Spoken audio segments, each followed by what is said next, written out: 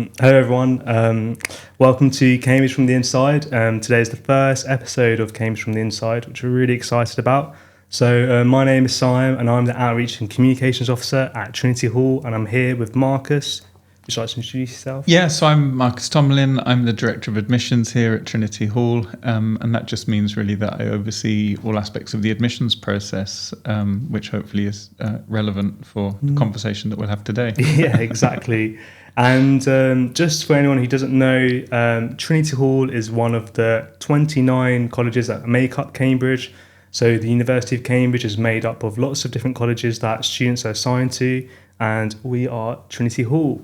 So for the first episode, we're going to be talking about frequently asked questions on admissions, FAQs.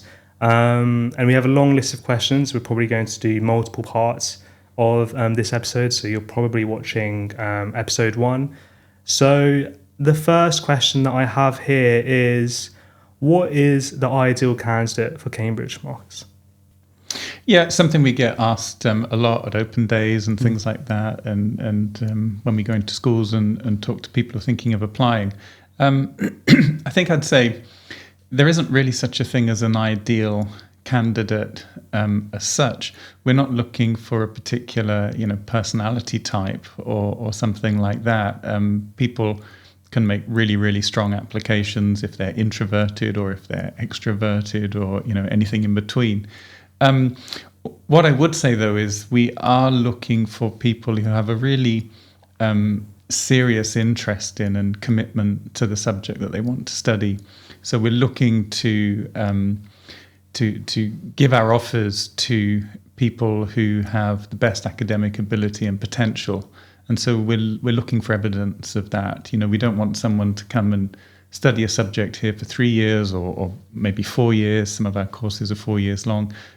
If they don't really want to study that subject, if they just want to come to Cambridge and have a good time, but they're not really interested in the subject they've applied for, that's problematical as far as we're concerned. We certainly want the students here to have a good time, but we do want them to be seriously committed to their subject. So I would say that's, I suppose, a sort of common element that we're looking for in all the people who apply, but it manifests itself in very different ways in different people. So there isn't just one type of person that we're looking for. Nice. Yeah. And just on that note about the Cambridge workload and the workloads that students have, I think another common question that students have is what's the work-life balance like as a Cambridge student?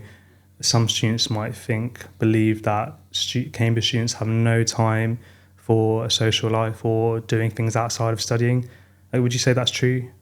No, the students who come here have a lot of time for things that aren't work-related. What they choose to do is up to them, and obviously there's a wide range of things they can do. We've got loads of clubs and societies, and people can involve themselves in sport or music or drama or whatever it is.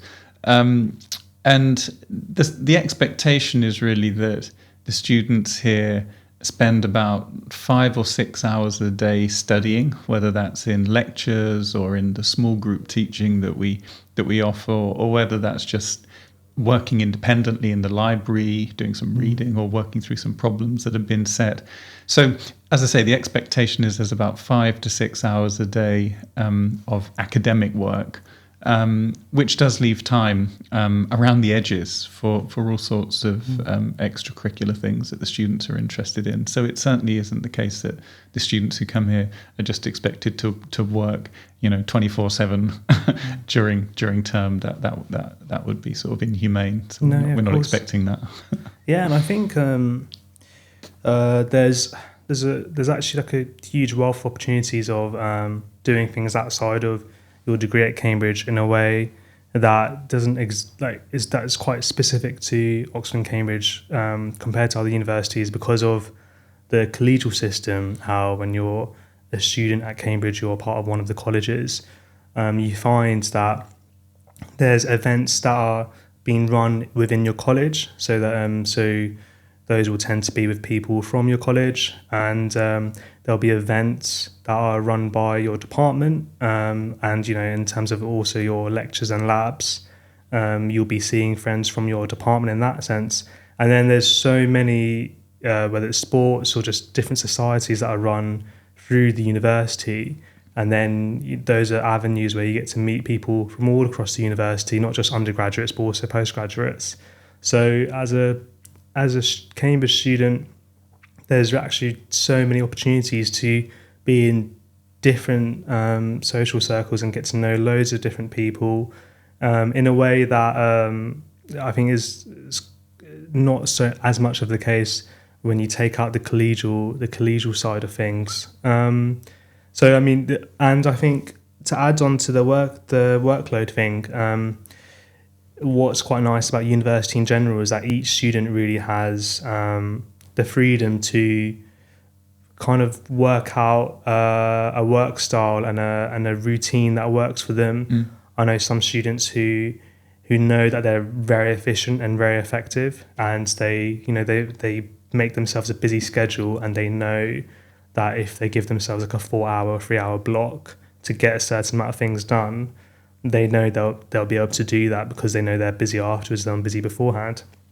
Some other people, they do like to have like work 9 to 5, it might not be as intense, but they kind of like to have blocking off the morning and the afternoon, and then they'll do stuff in the evening. I think different students go about it differently, and I think that's one of the nice things about university, comparing it with school. Absolutely. I mean, at school, people's schedule tends to be a bit more planned for them. You're expected to do certain things at certain times, and your teachers will tell you what you need to do and when you need to do it. At university, there's much more flexibility, so it's possible to slot in a lot of the work when you want to slot it in. Some of it is determined for you, so the lectures happen when they happen and you don't have any say in that. But things like when you study independently in the library or whatever, you can choose whether you do that at 2 o'clock in the afternoon or 3 o'clock in the afternoon or 6 o'clock in the evening or 7 o'clock in the evening. You have that flexibility, which makes it easier to slot in other things around the academic work. Yeah, exactly. So the next question on our long list of FAQs, which is going to be a 2-part series, by the way, or 3 parts, depending on how we do. So a student was asking, when should I be preparing for my application for Cambridge? So yeah, what time should students start thinking about Cambridge applications? I think my answer to that would be 5 years old. Well, I was going to say, the earlier the better in some ways, and maybe not 5. And increasingly, we work with students who are in year 8, year 9, year 10, year 11, and getting people thinking about, well, first of all, just university as an option as early as possible seems really worthwhile. They may well decide not to go to university, but at least if they reach that conclusion, they'll have made an informed decision and they'll have been aware of it as a serious option that they can consider. So the earlier the better in some ways. But I think as people get closer to the point when they're actually going to be applying, I think really, year 12 is a good time to really start focusing on everything in more detail and to think more carefully about what exactly it is you want to study and where you want to study it. And I think there are things that you can do to prepare you for your application that don't involve filling in forms yet, because obviously certain forms have to be filled in, like the UCAS application. There are certain dates they need to be submitted by, and we can talk about that in a second maybe. But things like what we tend to call supercurricular activities, and supercurricular activities are basically things that a student might do that relate to the subject they're interested in, but they're things that they'll do in addition to what they're studying as part of their formal school syllabus or curriculum. So those sorts of things people can start doing really, whenever they like, and getting into the habit of doing some additional reading about the subject you're interested in, certainly in, say, year 11 and then from the start of year 12.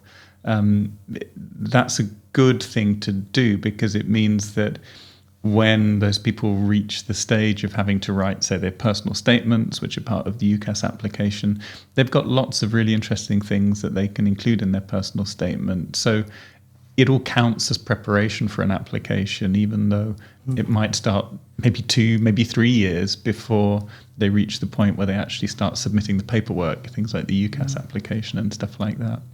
Yeah, I mean, I don't. Yeah, there are I think different years, whether it's year 10 or year 12. They're kind of different parts. You're in different parts of the application process, and then there are different opportunities available to you. What I mean by that is there are different reasons why you might want to start thinking about Cambridge in year 10 compared to year 12. Year 12 is, your A levels are locked in, and you have your A levels to kind of play with in terms of choosing which course. You have like 1 year to start preparing for the different steps and trying to work out, your personal statement, preparing for the interviews, preparing for any admissions assessments, working out which colleges.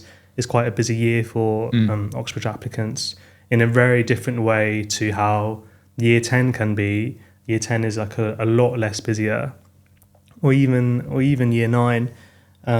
Those years are a lot less busier, but it is true that which GCSEs you choose really have a deciding impact on which A levels that you can then choose, and which A levels you choose will have. Well, I mean, with a lot of degrees require specific A levels, so it's in some ways, year 9, year 10 choosing those GCSEs, and year 11 choosing which A levels you want to do. Those are also good times to be thinking about Cambridge and thinking about which university courses you want to have available to you, so that you make informed decisions when choosing your A levels, and then you have the doors open. Exactly, yeah, and there's nothing more frustrating than speaking to someone who's reached, year 12 and is thinking of applying, and maybe they come to an open day and they end up talking to someone like me, and I say, which subject you're interested in applying for, and they say perhaps medicine, and then I ask them which A levels or IB subjects, whatever they're doing, and it turns out at that point they're not taking chemistry. And, we just can't consider someone for medicine if they're not studying chemistry. And sometimes that comes as a huge shock and a huge disappointment to someone who's reached that stage. And it's just because they haven't really read the relevant web pages or made the relevant sort of inquiries to make sure that they're really well informed about what that course requires. And so I think, making sure you do those things at an earlier stage so that you don't close doors without intending to close them.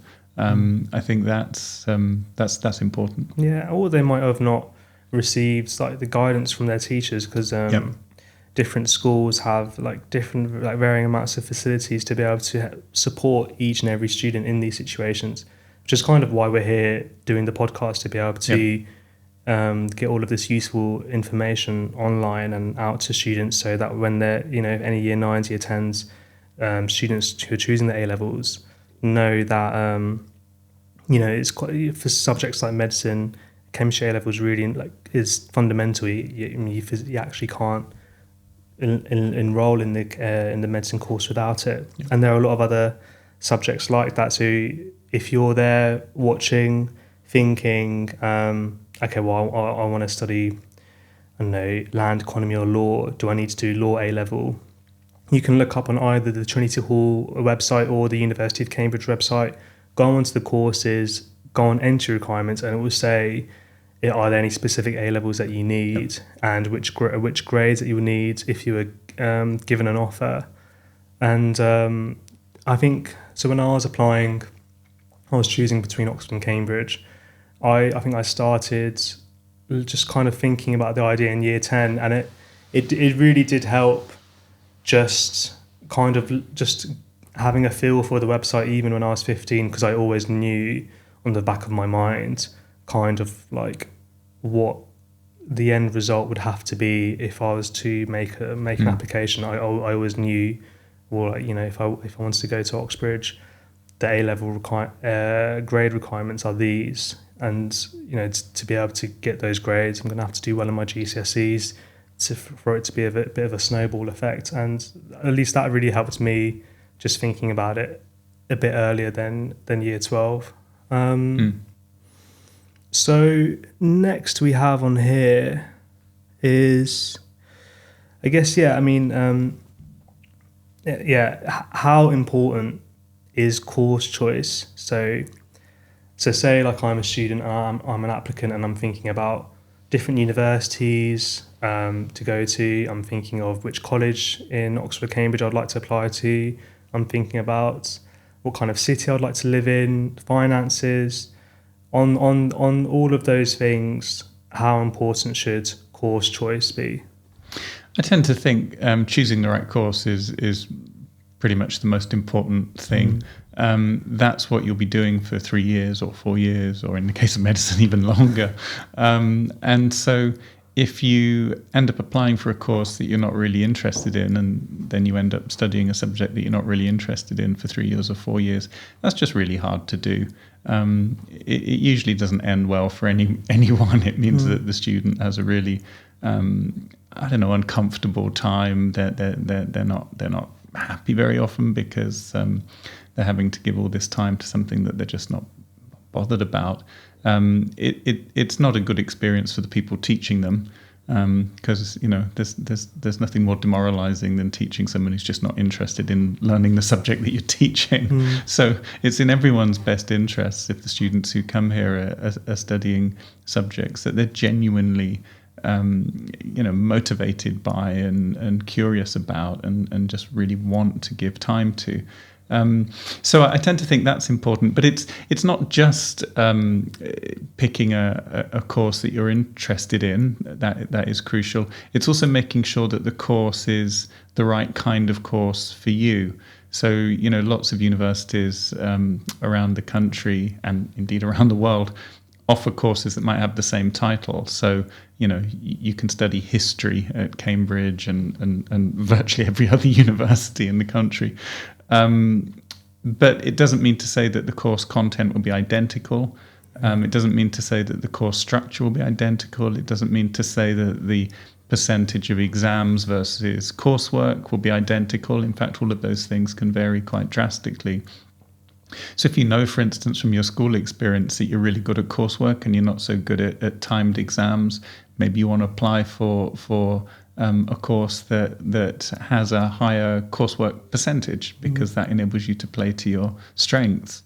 So I think all of those decisions also factor into choosing the course. So it's not just, I want to study this subject because I'm genuinely interested in that range of topics. It's also, okay, is this also the course that will enable me to demonstrate my ability to the greatest possible extent? So I think those kind of decisions are all really important ones. So I would put choice of course pretty high up there as like one of the most important parts of the whole process. And on that note, with the coursework, if you think you're someone who would benefit from a course that there's more coursework rather than most of the percentage going towards exams, at least, I've never looked at the stats, but I've definitely seen some students who know that they prefer coursework had gone to other universities outside of Oxford and Cambridge, where at least for, I would say, a majority of the degrees, most of the work you're examined on would be exams. Majority might be quite strong, but so they've gone elsewhere and doing a degree where there's a high percentage of coursework, and then performed really well. They've chosen a course that suited them, their likes and preferences, and performed so well that they've decided to go for Cambridge for their masters, and then have come to Cambridge, given that they're on that snowball effect, they're doing really well, have done really well as in their masters, and then go into academia eventually. I guess what I'm trying to say is that making that decision of, do you think the course specifically at Cambridge plays to your strengths is something to think about, because you can always apply to Cambridge for a masters afterwards if you think the courses elsewhere you can see yourself thriving more. Absolutely. Yeah. And we get a significant percentage of students who come here to do postgraduate work. who did their undergraduate elsewhere, either elsewhere in the UK or elsewhere around the world. So yeah, studying at Cambridge isn't only something you can do as an undergraduate. You can come and study here as a postgraduate, and there are lots of different routes to follow if you want to do that. Yeah. So the next question I have here is, what is the structure of the Cambridge admissions process? Yeah, so it's pretty similar to the application process for most other universities. It's just got a small number of slight differences. There's a really useful graphic that we often use when we give sort of talks about this to people who come and visit us here, or when we go and see people in schools, and maybe we can put the graphic on the screen while we're talking about it. It might be helpful. But if I just sort of verbally whiz through the main steps in the process. And these are all things that maybe in future podcasts we can return to and say something in more detail about each of these steps. The first step really is to choose the right course. We've already mentioned that a little bit today. So that's a really important part of the process. Then if people apply to Cambridge, and it's also true for Oxford, they can choose to apply to a particular college. So they can, select a college and apply directly to that college. So if you end up doing that, it's worth spending a bit of time thinking about that and making decisions about which particular college you want to apply to in the first instance. But I should say that you don't have to apply to a college. If you apply to Cambridge, you can submit what's called an open application, which just means you basically tell us, I want to study this course at your university, but I don't mind which college I'm based at while I'm studying it. But yeah, that's really the next step. Make a decision about the college that you're going to apply to. The third step really involves checking to make sure whether or not the course you've applied for requires you to take an admissions assessment or an admissions test of some sort. Some courses do, some courses don't. So checking that is really important. And if you do have to take an admissions assessment or an admissions test, making sure you're absolutely clear about when you have to register for it, if you need to register for it, and when you need to take it. So just making sure you've got those dates somewhere in your diary, in your calendar. That's an important part of it. After that, the next step is quite an important one. That's the UCAS deadline, which for Oxford and Cambridge traditionally is October the 15th. So that's when you need to submit your personal statement, all of those things as part of the UCAS application form. Then if you apply to Cambridge, a week after that deadline, so a week after the UCAS deadline, we ask you to submit just a short second form. It's called My Cambridge Application, and it just gives us a bit of additional information about the application, and it's pretty easy to fill in, but it is an important part of the process for us. So that happens, as I say, a week after the UCAS deadline. Then, depending upon the course you're applying for, you might need to submit some written work. It tends to be for certain courses on the arts and humanities side. Might be essays that you've written at school, and you just need to send them to us so that we've got them, so that we can read them through and factor them into our decision making. It's then around that stage of the process that you may need to take the admissions assessment or admissions test if you need to take one for the course you've applied for.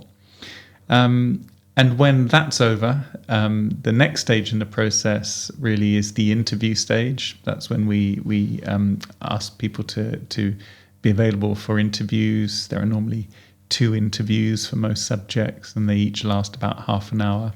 And again, we can say a lot more about interviews, I think, on future podcasts.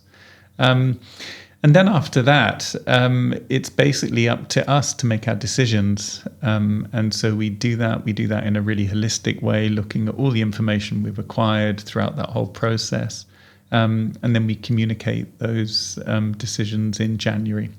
So that's just a whistle-stop tour of each of those steps, and of course we could speak for 45 minutes to an hour for each of them, but that hopefully just gives an overview. Yeah, and we'll be doing a podcast on specifically personal statements very soon. should be coming out shortly. And I think one of the things about the admissions process for Oxford and Cambridge is that, as you've just heard, there's a lot of steps and kind of a lot of things to think about, and that's why I think one of the things I always suggest is the sooner you kind of like have a read through and kind of immerse yourself in the process, the better, and that you want to do it like, you know, year 12 in the beginning of year 12 rather than you don't want to be the first time you're trying to understand the admissions process in August of year 12, 2 months before the UCAS deadline. You know, at that point, I mean, I'm sure you can, and you know, in the end of the day, it's just a certain list of things that need to be done and submitted, but it would be very stressful. Whereas I think for me, in terms of properly getting to grips with what the subtleties of the admissions process was, each of the steps, signing up for admissions assessments and stuff, I think it was around October, November of year 12 that I started to really learn about those steps. In terms of like course and different courses I'll be interested in, I was thinking about that beforehand, and that's how I chose my A-levels. But you don't want to leave it too late. I mean, if having said all of that, and I think we'll do another podcast on this, you know, if for whatever reason, if you just haven't had the time and it all feels really rushed, and you're not, and especially if this is the case, you're not too sure with which course you want to apply for, and you feel like you have to make a decision. So many people apply after their results and apply the next year, and I'll definitely consider doing that as well, especially if you don't know which course you want to do. You don't want to make a rush decision on that, and I would say that there's potentially some benefit, like I guess like you have more of a certain application if you have your A-level grades compared to almost all of the applicants who are going to be using their predicted grades. You know, is it from the admission side a bit more clearer in terms of the applicant and the application if they're applying with their A-level grades? Absolutely, because it means they get a different type of offer. They get an unconditional offer. So you know, if we think that they have good academic ability and potential and they're a good fit for the course, and if the applicant chooses to accept our offer, then they don't need to do anything else. They will just join us. They don't have to, you know, get any more exam results or anything like that. So yeah, there are advantages in some ways to doing that, simply because if you receive an offer, the pressure is off at that point. Whereas if people apply and they still need to get their A-levels, you know, sure, they get the offer and that's a great thing, but then the pressure is sometimes still on them a little bit, because they feel that they need to make sure they meet those offer conditions. Yeah, and I think it's not talked about enough, but getting the grades is probably probably the hardest thing about the application, at least from my perspective. And so if you do have the grades and they're finished, then you are in a strong position to apply. I guess the reason I'm bringing this up is I think that's kind of a massive blind spot to year 13s. I think a lot of people kind of see it as you apply in year 13, or if you didn't apply, you didn't apply, and that the Cambridge, Oxford's boat has sailed, and you know, whichever other university you'll go to, you applied for, you'll go to there. But you know, applying post A-levels really is an option that I think students should consider for like a variety of reasons that we've said. Yeah. So another question here is related to the admissions process. Is there one part of the admissions process, or one of the pieces of information that we ask from students, that's more important or valued more than the others? Not really, no. I mean, whenever we make our decisions, we put all the information that we've received together, and we look at it in its totality. That's everything from predicted grades from the applicant's school, the applicant's performance in admissions assessments or admissions tests that they've had to take, interview performance, any written work they've submitted. So all of these things, we quite honestly look at all of that. And the decision-making process, I think it's kind of obvious. I think it's what anyone would do if they were doing my kind of job. Someone who's really impressed us across all of those indicators, we normally make them an offer. I mean, why wouldn't we? What else have they got to do to convince us? And conversely, someone who's underperformed a bit across all of those indicators, we're unlikely to make them an offer unless there are really strong extenuating circumstances, because they've just never really sort of fully convinced us. So that takes care of those two extremes, but it's really the minority of all the applicants that are in either of those two extremes. And the vast majority are somewhere in the middle, where they've really impressed us in some respects and haven't impressed us quite so much in other respects. And they're the ones where we spend a lot of time, many hours, discussing them, trying to make sure that the decisions we make are fair, and ones that we can justify and defend if we need to. So that's really how we bring all of those pieces of information together. But it's never the case that we throw out the majority of that and just focus on one thing, whether it's performance in an admissions assessment or performance in the interviews, and only base the decision on that. We're always making sure that we contextualize any single piece of information in relation to all the others that we have. I think what should be reassuring for the viewers is that it's like real human beings who are going through all of the files and applications of the students. It's not like a AI or computer simulation software that's kind of writing off students, etc., before they reach the admissions team. It's like the admissions team and the specific subjects that they've applied for that are handling each application, and therefore looking at all of the information holistically. Exactly. And just in case there's any doubt, we do not say, hey, ChatGPT, do you think we should admit this person or not? And then it tells us. We don't do that. We I guess rather arrogantly, we value our own judgment over the judgment of a piece of software that hasn't been trained for the specific task. So that's the way we do it, quite traditional. But it's good. It really does mean that things like extenuating circumstances are handled with a lot of care and consideration by multiple people, talking over, like this student has this and this, but and those kind of conversations happen. And one of the good things about Cambridge and Oxford is that there's an admissions team in each college. So when you kind of think about all of the people that are working in admissions in both of the universities, it's an enormous amount of people behind the scenes really thinking over each application with a lot of care and detail. So 4 A-levels or 3 A-levels? Yeah, this is a question we get asked a lot. And really the short answer is that usually we're only looking for really convincing performance in 3 A-levels. It's unusual for anyone to receive an offer that's really sort of strongly focused on 4, just because we know that the majority of people who apply aren't taking 4. What some colleges do, and the college that we're from, Trinity Hall, does this.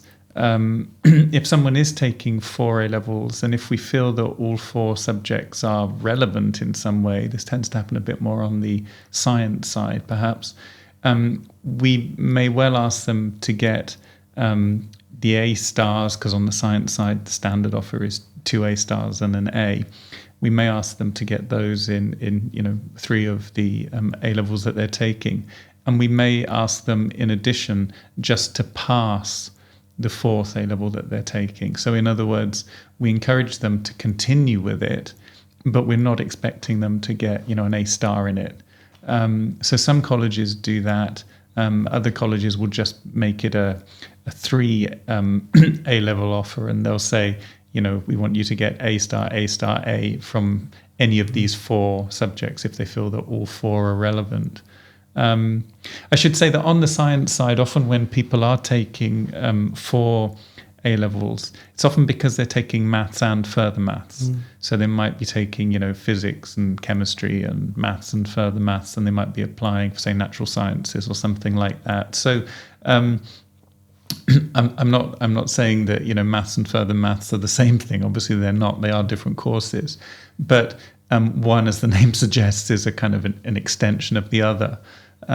So those 2 subjects tend to cluster quite closely together for many subjects on the science side, natural sciences and engineering and possibly computer science, things like that. So that's where we see most frequently cases where people are taking 4 A levels. Yeah. But as I say, our offers will be primarily focused on the 3 most relevant ones. Yeah, that is a really good point, because it's quite the different workload of taking someone taking 4 individual A levels, comparing that to someone who's taking 4 but one is maths and further maths, in terms of the workload for the student. Yep. But that also depends on how, I guess, easy you find further maths, because the bar is just that much higher that it might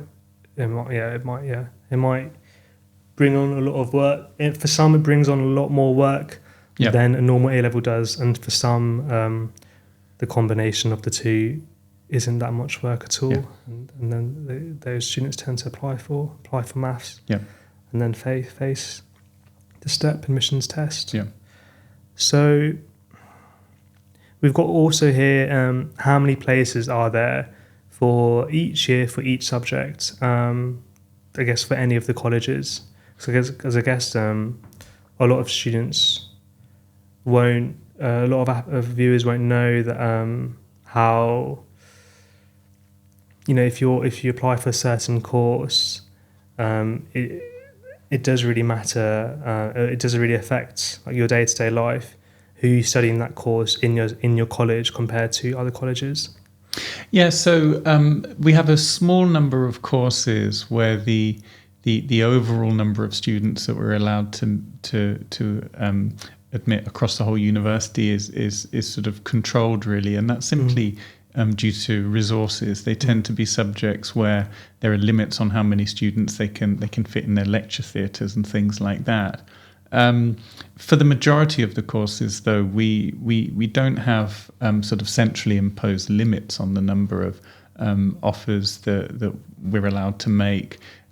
For each college, how many offers they make each year for a particular subject will be determined by their own internal logistical constraints. So, the colleges are where the students live, and it's where they have a room. So just crudely, things like the number of available student rooms that a college has in a given year will put some kind of upper limit on the number of students that can be offered places, because if we offer places to twice as many students as we have rooms, it means they have to sort of live in tents on one of the lawns somewhere, and of course we'd like to avoid that because it gets a bit chilly in the winter. And so, we've never done that before. We've never done